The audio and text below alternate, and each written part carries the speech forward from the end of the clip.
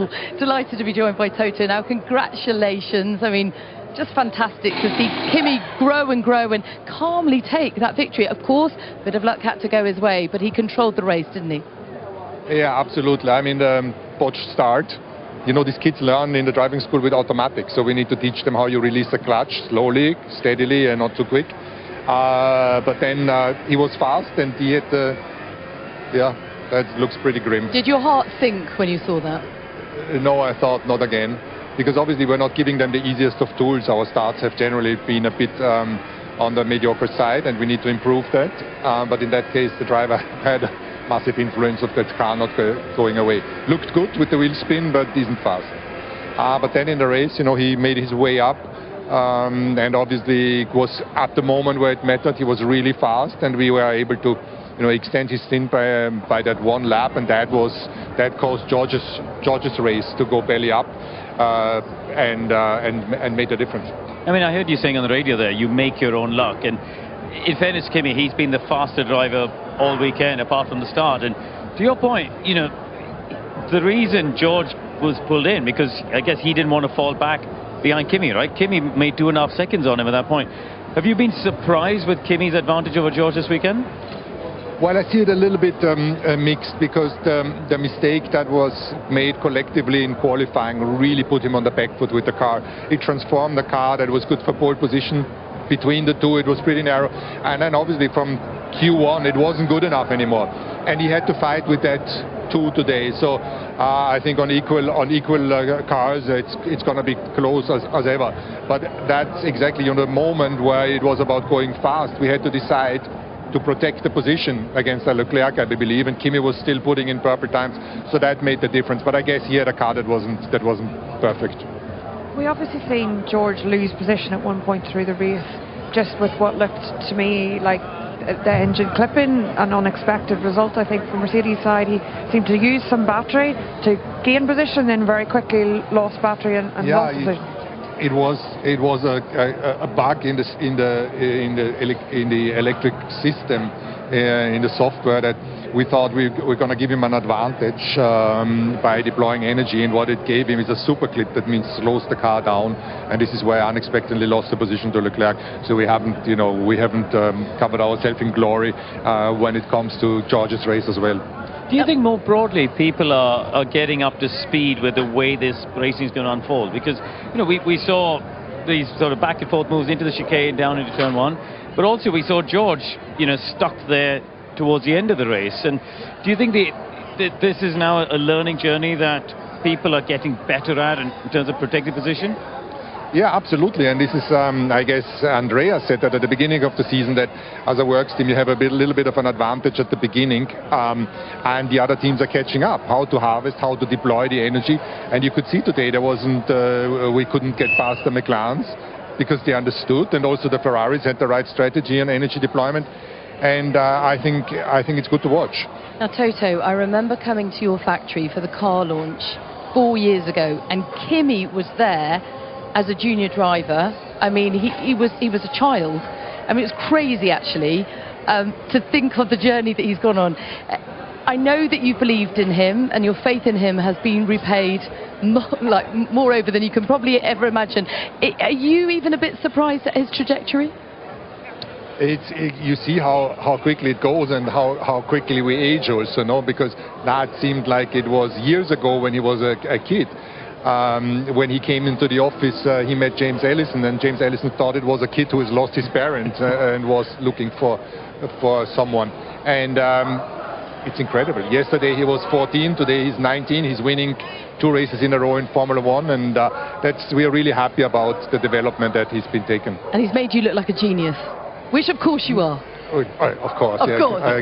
Can you tell Susie? So yes, of course. She doesn't always believe that. I'll relay that. No, but you know, the truth is, we as a team, starting from from Gwen, who runs our junior program, who spotted him when he was 11, to the whole team, the engineers that gave him the opportunity, the marketing people that have been looking at him and protecting him. That's another factor now. We need to protect him from people talking about world championships. All of us is a joint effort to have 2 junior drivers in the lead of this championship. Great stuff, Toto. Thank you very much for your time, and congratulations today. Thank you. I mean, it is ironic that everyone is throwing back the champagne down their throat. And the one intense, faster than George Russell, that had been on the CM tyres from the start. Obviously, Toto's outlined some of the issues that George Russell had, but Kimi really held it together today. And towards those last few laps, when he's on his own, opening the gap actually to the guys behind still, then you start to wonder, you know, Shanghai 2 weeks ago, he had that error at the end of the race, nearly lost it with the big lockup. None of that today, you know, very cool, calm, collected, got it done. And obviously the safety car did help him, but he was very, very quick throughout the race. I'm intrigued to see what happens when we go to Miami, because that was one of the tracks where he had a clear advantage over George last year. It was Miami and Baku, I think, were the two tracks where he was quicker than George. He had sprint pole, of course, if we remember last season. And, you know, I think George will need to strike back in terms of that internal team momentum. Yeah, I mean, he's got a month off now. That will probably frustrate George no end, because he wants to just get back out there and sort of balance things out again, wrestle back the momentum. Well, equally, I guess Kimi would have wanted to keep this momentum going. This is George's day here. So he got a good launch in terms of beating Kimi, but Oscar got a much better start than both of them, with a Mercedes power unit, of course. And you know, I think that's something to bear in mind, right? We've all talked about Ferrari, but actually Oscar got a fantastic start there. George then recovering places, coming through, but for him, really, the race came undone around that safety car. I don't think he would have beaten Oscar, though. I still think he would have been second at best. I think Oscar is the one who would have won this race without safety car. Which is quite incredible when you consider where McLaren have come from. He hasn't even started a race, let alone finished one, and then he's there, second step of the podium. He'll be delighted and yet somewhat frustrated as well, because he knew actually the win was on the cards today. Well, I imagine he was delighted the moment he made it to the grid. You know, that's a much better day than he had out in Shanghai. And it goes to show that through the practice sessions here, and then they have got that engine working for them in that car. There's still a deficit there, of course, but I think that they will feel Mercedes will not like this break, because at the moment they still have the upper hand. How much of that was a great start by Oscar, bad start by Kimi? Was it a bit of both? It's a bit of both, but I think Oscar did make a great start, because even when you watch the onboard from Leclerc, Oscar sort of matched him, and we know Ferrari with the engine configuration they've got, you know, tend to make better starts. I think Oscar got a brilliant launch, but I think we should also talk about that first stint, right, Bernie, because he was looking comfortable. You know, he'd opened up a second and a half over George. It's not like George was putting him under pressure saying, hurry up, I'm in a faster Mercedes. He'd opened a second and a half over him. Kimi was bottled up, you know, 7 seconds behind. And that's why I come back to my point. I think Oscar, having done the stop before George, come out in front, he was odds on to win that race. I don't think overtaking him would have been easy. Yeah, because what you've alluded to there is, if there hadn't been a safety car, Piastri would have still been in the lead of that race. So I think that they will feel like they have made a massive step forward, McLaren as a team, in both qualifying and race, and they will be looking forward to continuing that trajectory. How much can they push Mercedes? Okay, well, let's hear from their team boss now. Andrea Stella is with Ted. Well, Andrea, that's a nice moment as you congratulate them. I mean, safety cars can happen. I have to ask, and I know we may never know, but do you think Oscar could have won the Grand Prix? Well, certainly it would have been good to take a look if that could have been the case. I think we could compete with Russell today. He was obviously slightly faster than us, but Oscar had the benefit of being the car ahead, and it looked like when Oscar was in the rhythm, he could keep him behind. So I think we could have had a possibility with Russell. Unclear whether we could have kept behind Antonelli. He was making up through the field. So, you know, all to be proven, but the important thing is not about if or what, is about the fact that the progress we saw yesterday in qualifying has been confirmed in the race. So this is a good position to now go into this break, in which we will work hard to improve the car. Okay, and Lando, obviously he pitted before the safety car, so was that more or less the maximum? Did he feel that Lewis should have given him the position back immediately? Eventually, obviously, he got past him on pure pace. Lando, he had a good race. It was good that he was in condition to pass Hamilton at the end. We said yesterday it would be good if we can fight with Ferrari, and we did.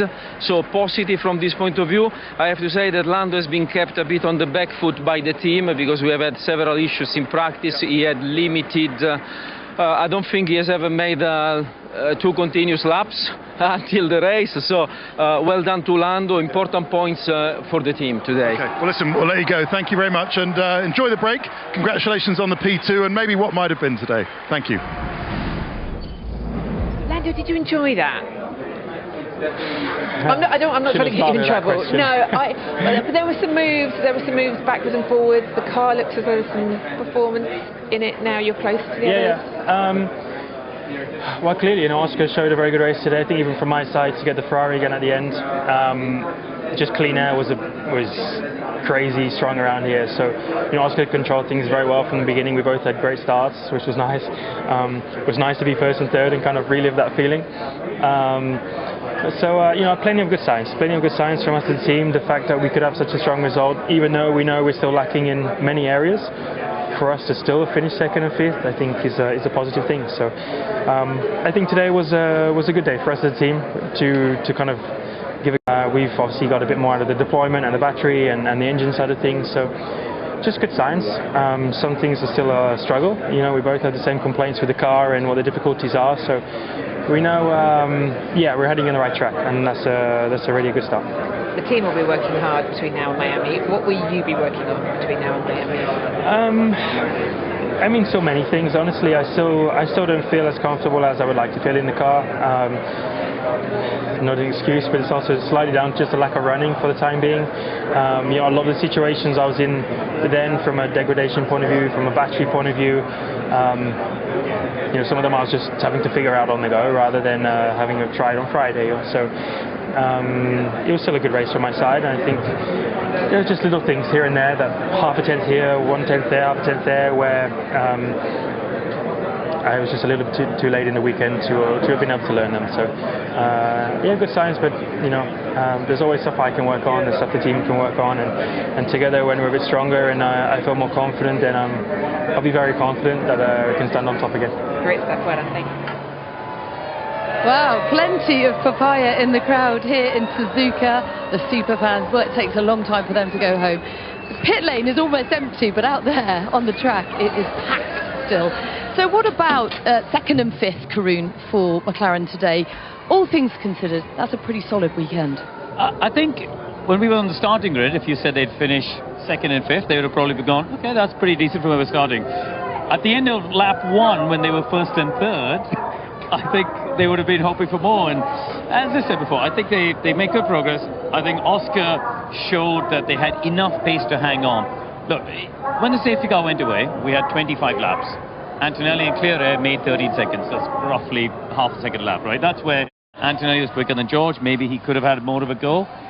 But I think if they get track position, they're at least in that ballpark on tracks like this where they can hang on. Yeah, totally agree. And I think that what we've seen is that when drivers are fighting with each other, every time they push a button on that steering wheel to use some battery in a different part of the track, they are losing overall lap time. But McLaren have made this massive step forward this weekend, I think much quicker than we all expected to. We were fully aware that being the customer team of the engine, they were a bit on the back foot with how that engine was going to work, and they've caught up so quickly. So a lot of work going on in the background, and will continue to before we get to the next race. What about his moment with Lewis Hamilton? I mean, ultimately he got the place back anyway, but what did you think of that? Yeah, this is where Lewis had a lock-up into the chicane and went across. Lando was straight on the radio, as you would fully expect, to say, look, he gained an advantage, he needs to give it back. This was, where then he went past Lewis. The stewards decided, by the way, that that was fine. He went past, then Lewis got him back on the run down to turn 1. So they had a nice little ding-dong. It was going back and forth, and that was coming back to this energy usage. McLaren asked him to use more energy to the chicane.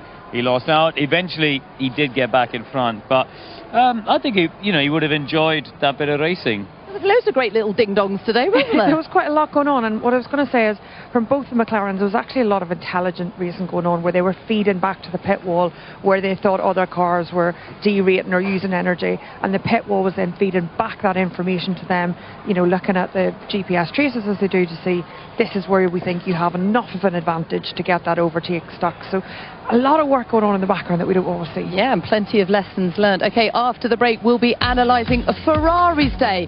Welcome back to Japan. Now let's talk about Ferrari's day. Charles Leclerc on the podium, his first here in Suzuka since 2022. A great day for him. What did you make of it? Obviously, he held off George Russell very well then towards the end. Yeah, I thought he did a really good job. You know, there was a point because of the way the strategy worked out. Lewis and Carlos won around turn 2, the two Ferrari drivers. But Charles, I thought, drove a very intelligent race. You know, just listening to some of the radio, he was calm. He's, you know, again, a bit like Bernie was saying before, McLaren, he was looking for feedback from the pit wall, using his energy wisely, and did a great job holding George off at the end. I was just going to say I totally agree with what Corinne's saying there. I think that Leclerc did have the upper hand through the race from a lot of the lap times. He was slightly ahead of Lewis. Lewis seemed to be struggling. He faster through some of the corners, slower in straight line. So maybe something that Ferrari needs to go and have a little look at afterwards. OK, well, let's hear from Lewis Hamilton now in the pen. There were some moves, there were some great moves, there were some battles, but overall, what was your impression of your race today? Pretty terrible, ultimately, because I was P3 and ended up going backwards. But yeah, just need to understand where I was losing all the power. I just had a real lack of power through, particularly the second stint. But majority of the race, even from the beginning, I couldn't keep up with people just for the lack of power. I heard you on the radio saying, tell me where I am, where through the lap, you know, I can make changes and things. Is it, I mean, it's not your understanding of these rules, because you, as you were saying before, you're learning every race about the deployment and where to do this and where to do that. So is it a car, or, I mean, is it I don't know less power on the straights? I don't really understand this. No. Yeah. I'm full gas and I'm managing where I've been asked to manage, and for some reason just lacking power today. So I need to figure out if there's something wrong with the car or not. But still, we got some points. All right, thank you. Charles, you had an amazing move around the outside of turn 1 that we all enjoyed watching. But today was an opportunity lost in terms of could you have won today in different circumstances? Could you have got a win today, do you think, at all? A win? A bit more luck, a bit more. Was the car good enough? A lot more luck, maybe. Like 2 safety cars exactly in the right place? No, but I don't think so. I think Kimi was too strong, but I think second place maybe was on the cards, but not. I think we extracted the maximum that we could, and unfortunately with the safety car I've been quite unlucky, and then Oscar had a bit of air to breathe, which made him maybe a bit nicer with his tires. I had to push straight away, which was a little bit tricky, everything. So I don't regret much. I think it was still a good race. Are we as far as what we've seen today compared to the Mercedes? I don't think so. But they still have a big advantage, and it's up to us to try and change that situation.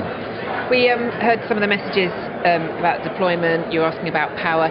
Was everything okay with the car? And is this still everyone sort of understanding these cars and how to get the most out of them? I don't quite understand yet what happened in the first few laps. It seems that I was quite down compared to the others, but it might be that it was just an impression and we were just deploying at different places, and it's kind of complex in the first few laps, especially when everything is trying to get to its optimum place. But yeah, after that I maybe had less the feeling of it. Surely they have, I mean, the Mercedes power unit have a big advantage over us at the moment. This is a focus, but we must not forget that there are huge gains in developing also the chassis, the aerodynamic, the putting the tires in the right time. Absolutely everything around the car. Thank you very much. Thank you. Thanks. Now, remarkably, Ferrari haven't won here at Suzuka since 2004 with Michael Schumacher. He thought perhaps today he was good enough for P2, but issues with understanding the deployment. I mean, this is all a big, steep learning curve in 2026, isn't it? It is. I think that's probably a sentence that everyone up and down the pit lane is going to be saying at this point. So, whatever they were doing on his side of the garage, it was still better than, I think, on Lewis's side. I think, we heard Lewis there saying he was down on power throughout the race. There were various times where, I heard Lewis at one point on the radio saying, how's he caught me so much? And they said, well, it's down because he's got overtake. But it sounds like they're all still trying to figure this out, which is completely understandable. We've had 3 weekends. I don't know if he was quick on pure pace. I think he was probably aiming for 4th. I think, it looked like Antonelli would have jumped him even without the safety car, by extending that stint. So I think we were looking without a safety car, Piastri, Russell, Antonelli. So 4th was probably where they were at. He got 3rd. Bernie mentioned in the commentary, you know, there was a point where they were 45 kilometers apart in speed. You know, if you look at percentage terms, Ollie Behrman was, Haas was just telling me, 308k when he went off. You know, that's nearly 1/6 of a speed differential that we're talking about. That's a colossal speed difference. And think of it like on the motorway, right? Like somebody in front of you suddenly slows down dramatically. You have two choices. Either you run straight in the back of them or you take avoiding action. Unfortunately for him, when he took avoiding action, there was no way to save the crash. Thankfully, he doesn't have any fractures reported, but he does look incredibly sore. Let's hear from Carlos Sainz now as he talks about the dangers of that closing distance, those closing speeds. Are you confident the team know the direction and know what to do, or is it still kind of tiny gains and testing every single area, essentially? It's not as straightforward as... I'm confident we have a direction. I'm confident we can work hard in every single area these 5 weeks. I cannot assure you that we will be a lot more competitive in Miami, but this 5-week break can give us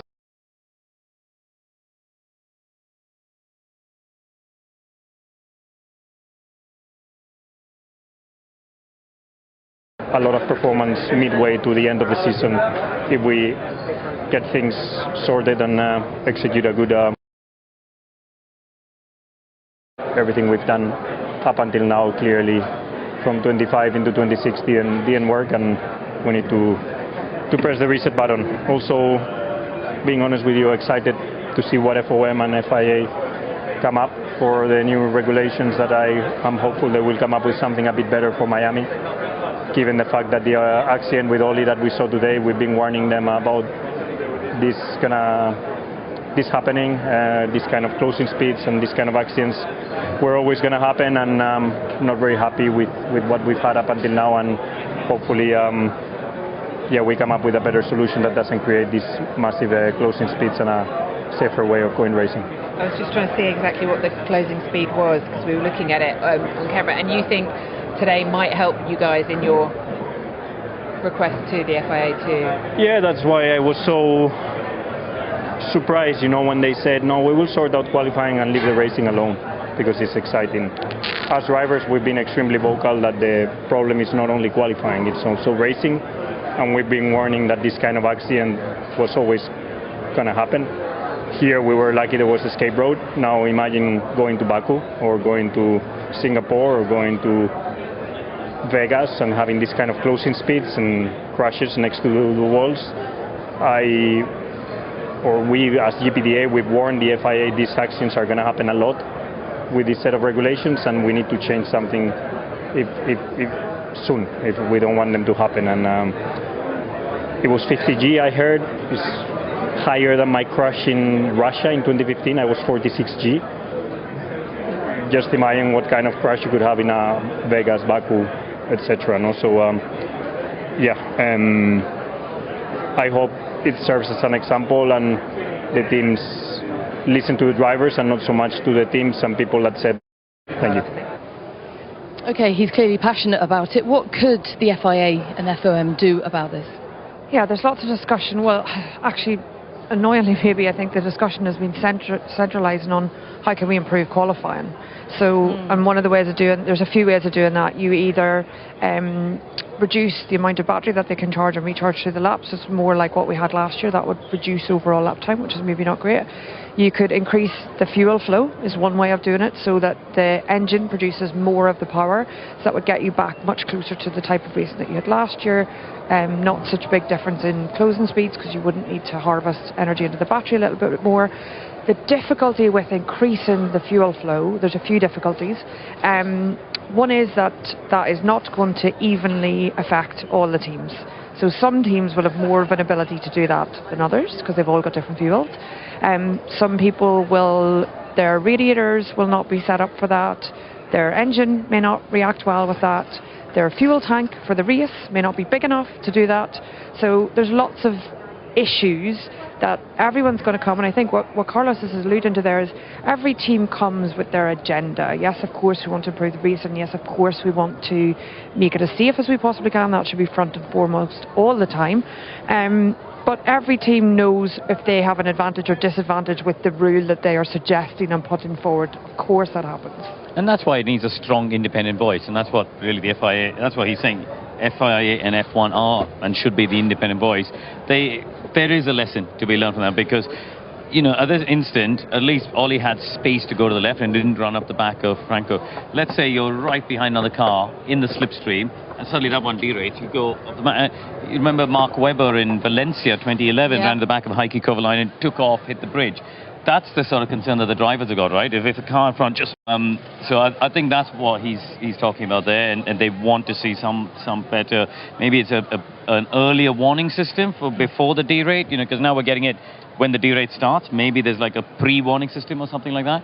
So I think, but that's, to Bernie's point, I think it's a neutral voice that needs to be strong enough to come up with ideas here. And presumably evolution throughout a new regulation cycle. Okay, time for a quick break now. Amazing result. Congratulations on the win. I think for everyone watching, you know, a win is a win in Formula One. But from a driver's point of view, we understand how special this is, winning at Suzuka. Is that how you feel? Yeah, I mean, racing in such a historic track is, you know, it's a unique experience. Already qualifying, I think qualifying here is probably the most special of the year. Yeah, it was a good weekend overall. I felt very good in the car. Of course, was very annoying with the start, which is an area where I need to work a lot. But then the pace was very strong. Obviously, I was lucky with the safety car, but at the end, after the restart, I had to do the rest. So no, that was good. Trust me, over time you'll have the good and the bad and the luck. It happens. So you got to take the wins. The start, was it the same problem as you've had before, or was it something different? Because it looked from the commentary booth that you had so much wheel spin off the line. So basically, I didn't insert the finger that well in the clutch, so that led to the fact that I dropped the clutch more than what I should have, and obviously then I went beyond the grip that was available, and because the reaction was good, but then obviously I wheel spin straight away, so then I was sitting duck. Obviously the car is quick, and I think this race the pace was very, very strong, but obviously I've been making my life a lot harder this year with the start, so need to improve on that. But yeah, it was also good fun to fight back and to come through the field. And yeah, now 3 weeks of break, and we'll try to come back stronger in Miami. Yeah, so we've noticed quite a big, I personally have noticed quite a big difference in you this weekend. Just, I think, in your confidence, in the way that you're driving, unbelievably quick, but within yourself, not overdriving at all, and it's impressive to see. And I think, I don't know if it comes from that first win you had. Yeah, for sure. I think he removed a lot of weight from my shoulder. I feel more relaxed. Also more aware of the potential, which helps a lot. So definitely I'm feeling better and better every time I go in the car. Yeah, and how was Toto? I haven't seen Toto after the race, but he must have been very, very impressed with how today went for you. He was happy, for sure he's happy, but he's going to kick my butt because of the start. So, well, I deserve that. So, yeah, but no, another incredible result, and obviously it's a shame with the break because we have such a good momentum, but we'll try to make the best out of it. Yeah, you need something to improve on, Kimi. Yeah. So it's okay. Yeah, it's okay. It's okay. I'll practice a lot of starts. Well, congratulations. Have a nice rest. Enjoy this, and we'll see you in Canada. Thank you so much. Cheers. What will you do this month without F1, Max? Oh, I'll do some more racing, but yeah, some stuff that makes me smile, and at the same time speak to the team as well to try and find more pace and just a more stable balance, because this is not sustainable for us as well as a team, I think. So we need to work hard to understand our problems and of course bring improvements. Can I ask you if in this particular moment you are more frustrated by the limitation of this F1 of your cars? No, listen, I mean, you can have a bad balance, but that of course doesn't take away how we have to race and in general the whole system. But I commented on that already a few times, you know, so that is the limitation. I think a lot of drivers are speaking out on it. That is of course the biggest one for me. I mean, of course I would like to win, but I can also accept if I'm driving P7, you know. It's just the way I'm driving P7 with the systems and everything, it's not a lot of fun. Grazie. We need to give a final thought to Pierre Gasly, because that was a great race for him today.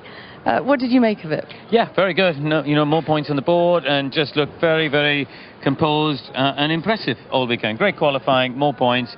A sort of understated star of the paddock so far. Yeah, I mean, you don't even understand. I think we should bring more coverage to statement to it. Yes, Statement to it. Even Max Verstappen said, this guy is quick, this car is quick. So that's high praise. Indeed. Thank you. Have you enjoyed your weekend here in Japan? It's been great, yes. It really has. Love and Japan. Another great race for Kimi Antonelli and indeed for Mercedes. Thank you very much for your company. As we say, an enforced break now with the cancellations of Bahrain and Saudi. But we will see you in Miami on the first weekend of May. Until then, thank you and bye-bye.